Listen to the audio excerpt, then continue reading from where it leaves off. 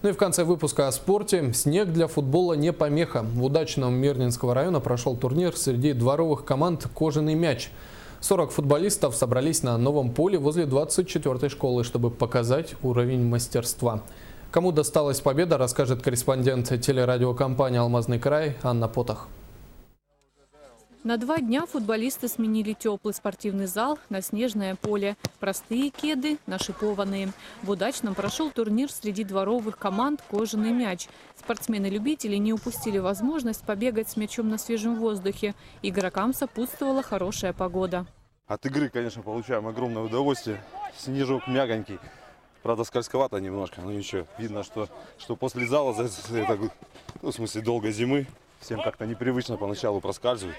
Но ничего, сейчас в первой игре привыкнем, во второй разыграемся, дальше будем играть.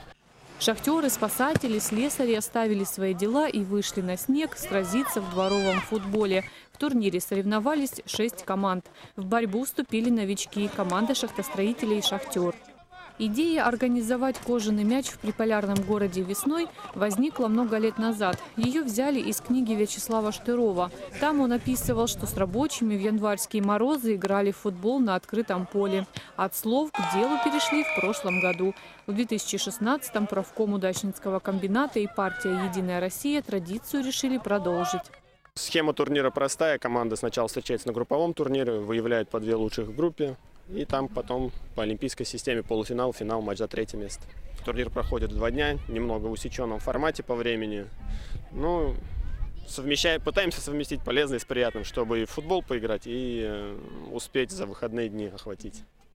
В нелегкой борьбе 3-е место досталось команде «Молодежка». Серебряным призером стали горноспасатели. А главный кубок турнира получила команда «Фабрики-12». Турнир удачницам пришелся по нраву.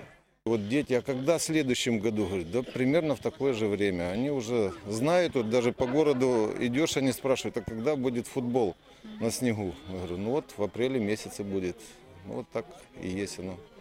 Трибуна была переполнена. Последить за баталиями на поле собрались дети с окрестных домов, жены футболистов и друзья, а также начальники цехов и участков.